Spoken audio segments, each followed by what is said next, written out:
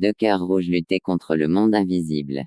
Mais l'Esprit dit expressément que dans les derniers temps quelques-uns abandonneront la foi pour s'attacher à des esprits séducteurs, et des doctrines de démons.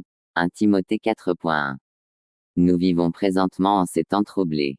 Depuis des millénaires, Satan et ses cohortes démoniaques se révèlent avec puissance, mais en ces derniers chapitres de la prophétie, ils se déchaînent.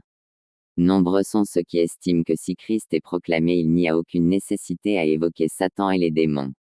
C'est une attitude malsaine. Jésus-Christ lui-même a montré toute l'importance que ce sujet revêtait pour lui, Luc 10,18 à 21. La Bible est claire quant à notre combat, nous n'avons pas à lutter contre la chair et le sang, mais contre les dominations, contre les autorités, contre les princes de ce monde de ténèbres, contre les esprits méchants dans les lieux célestes. Éphésiens 6.1-2. Il faut savoir lutter, il faut résister, il faut donc connaître leurs pièges. Crise de la possession démoniaque. Les gens du monde en savent quelque chose. Le journal Newsweek dit que, aujourd'hui dans le monde entier des millions de personnes pratiquent le satanisme, la sorcellerie, le vaudou et d'autres formes de magie noire ou blanche.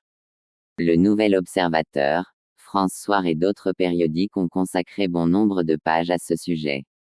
Nos librairies sont inondées d'ouvrages sur cette question. L'occultisme est présent sur les écrans de télévision et dans les salles de cinéma.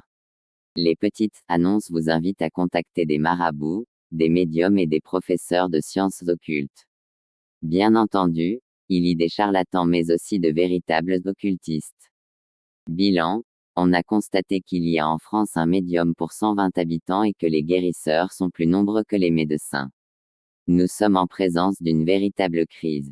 Bien sûr, une mise en garde est nécessaire contre les extrémistes.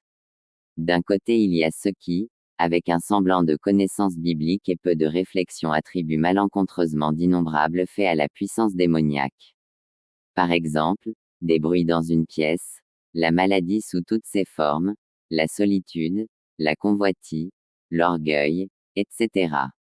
Un livre a été publié citant 14 sortes d'allergies attribuables directement à des attaques du malin. Mais ce genre d'extrémisme sans fondement biblique et dénué de logique, en a engendré un autre, celui qui préconise de ne pas attacher d'importance à la puissance satanique, et donc, de ne pas s'en occuper. En bref, de ne pas reconnaître l'action de l'adversaire. Une préoccupation excessive de la démonologie est un danger trop souvent exagéré. Un enseignement insuffisant sur la démonologie, par crainte de créer un intérêt malsain, ne fait que nourrir les flammes.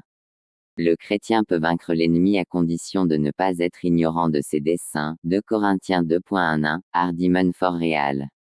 Robert Peterson, p. 113. L'extrémisme consistant à tourner le dos à cette réalité biblique est tout aussi dangereux que l'autre. Quel danger que celui des formules spirituelles faciles. Nous sommes en guerre. Un travail bâclé et incomplet ne mène qu'au désastre. Nous devons être équipés et préparés pour pouvoir faire face aux séducteurs et à ses émissaires. Nier l'activité des démons est une insulte à l'auteur des Saintes Écritures. Angels and Demons, Madame G. Needham, p. 100. L'Ancien Testament présente Satan et les puissances démoniaques.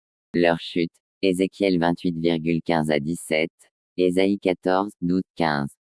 Menteur. 2 Chroniques 18,19 à 22. Espion et accusateur, Job 1.7, etc. Le nouveau